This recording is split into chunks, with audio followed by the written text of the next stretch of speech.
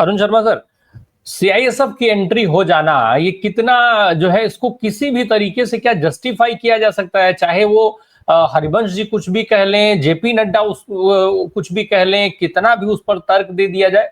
Sir आपने CISF की बात कह दी। अब मैं तो फोर्स में रहा हूं, आप संसद की बात कह रहे हैं, मैं एक छोटे से स्कूल की बात करता हूं।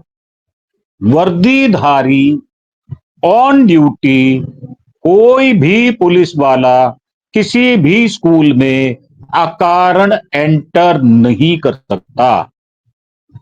यूनिवर्सिटी में खूब तमाशे देखे हमने। ये इंडिया टीवी वाले रजत शर्मा हैं, इनको हमने, ये एबीवीपी के चुनाव लड़े थे, हमने इनको इंडिपेंडेंट, एक हमारे दोस्त थे दिनेश शाकुल, हमने इनको हरवा दिया था। तब भी जब तक वीसी का लिखित अगर नामा ना हो, ना दिया जाए, तो छोटे से छोटा सिपाही भी मना कर सकता है, साहब मैं आपके प्रीमाइसिस में एंटर नहीं करूंगा। ट्रेस पासिंग हो जाती है। और सीआईएसएफ का अगर मैनुअल पढ़ा जाए तो वो इंडस्ट्रियल फोर्स है, सेंट्रल इंडस्ट्रियल सिक्योरिटी फोर्स है। अब ये लोकसभा कब से इंडस्ट्री हो गई, ये मुझे समझ में नहीं आया। और सबसे बड़ी बात यह कि चलो आपने लगाई, अच्छा किया, तो वो जो इनके रिश्तेदार कूद कूद के अंदर चले गए थे बच्चे, उनको रोक पाए क्या? क्यों नहीं रोका उनको? नया उद्घाटन तो उन्होंने ही कर दिया था कि यहां पर उदंडता होगी।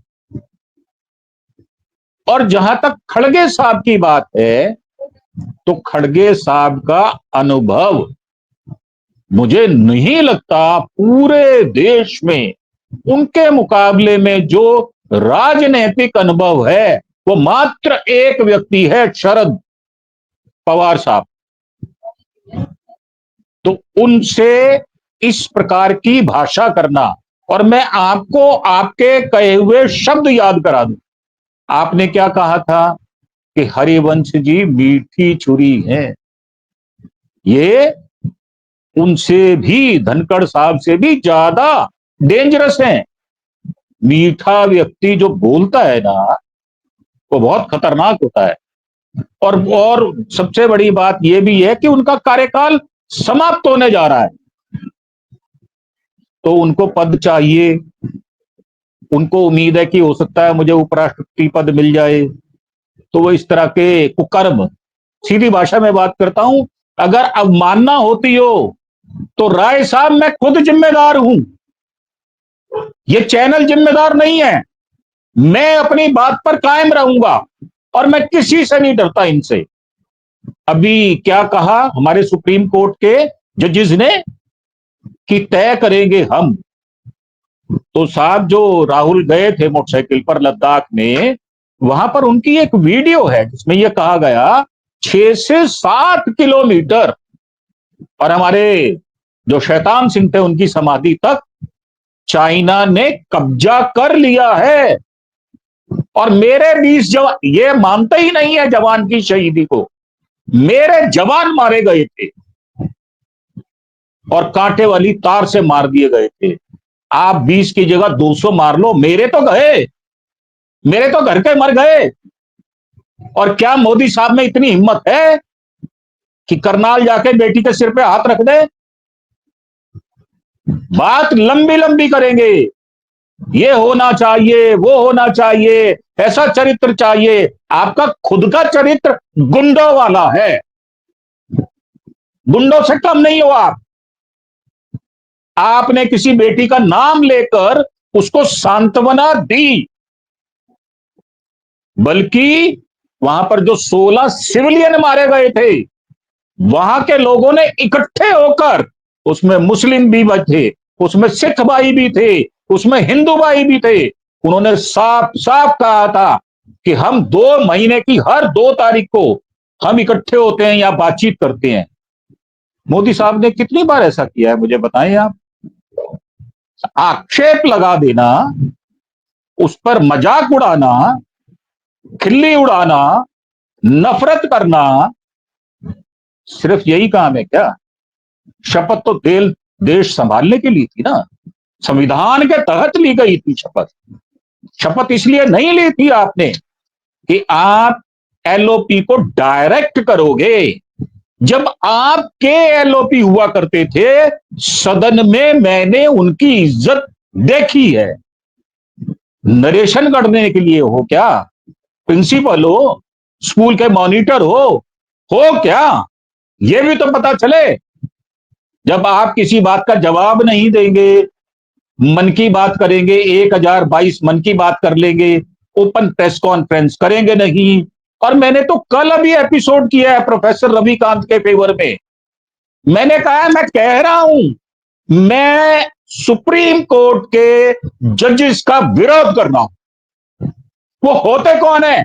डायरेक्शन देने वाले। किसने अधिकार दिया उनको? संविधान में कहां लिखा है कि एलओपी को यह व्यवहार करना? अभी बैठे हैं अजय भाई हमारे, वो नहीं डरते, हम भी नहीं डरते सर। मैं तो ओपन खुले हाथ लेकर बैठा हूं कि आओ, मैं कर रहा हूं अब मानना आपकी, मैं एक्सेप्ट कर रहा हूं, मैं कर रहा हूं आपकी अब मानना, क्योंकि आप देश के मुंह पर थप्पड़ मार रहे हैं, सुप्रीम कोर्ट में बैठकर मार रहे हैं। आप डायरेक्शन देंगे कि किसको कैसे बैठना। कल को आप कहेंगे ये वाला खाना नहीं खाना, कल को आप कहेंगे टी शर्ट नहीं पहननी, तो आप क्या क्या करेंगे? ये भी तो पता चलना चाहिए। ये देश चलेगा कैसे? संविधान से चलेगा या आपकी गुंडागर्दी से चलेगा? आपकी गुंडागर्दी कोई बर्दाश्त नहीं करेगा। अभी डॉक्टर पाठक ने कहा ना, कोई नहीं डरता आपसे। ये बेकार का वहम निकाल दो अपने मन से कि हम आपसे डरते हैं। सिर्फ क्या है कि संवैधानिक पद पर बैठे हो, इसलिए थोड़ी इज्जत आपकी बाकी कर रहे हैं, नहीं तो हमें कपड़े उतारने में कोई देर नहीं लगती। आप कपड़े उतार रहे हो ना, आप एलओपी को गाली दे रहे हो, करोड़ों रुपए खर्च कर रहे हो, उसकी छवि को धूमिल कर रहे हो। वो किस परिवार से आता है आप भूल गए हो। इंदिरा जी के साथ क्या हुआ था, राजीव जी के साथ क्या हुआ था, उस वंश से आया हुआ आदमी, उसको आप कहते हो आप असली भारतीय नहीं हो। तो मैं आपसे प्रश्न कर रहा हूं, आप भारतीय हैं? आप प्रमाण दें। आपने तो खुद कहा था एसआईआर पे कि मुझे 10 दिन लग जाएंगे अपनी आइडेंटिफिकेशन करने के लिए। तो आप हो कौन? आप वो हो निशिकांत गाली दे एचआर खन्ना साहब को तो दुम दबा लेते हो आप वो इंसान हो। आप संविधान के अनुसार इस सदन को, न्यायपालिका को नहीं चला रहे। और सबसे बड़ी बात यह कि जो अब आ गए हैं मीठे वाले, अब वो मीठा मीठा गप गप करेंगे, उनको उपराष्ट्रपति पद चाहिए। ये ऐसे ही लोग हैं।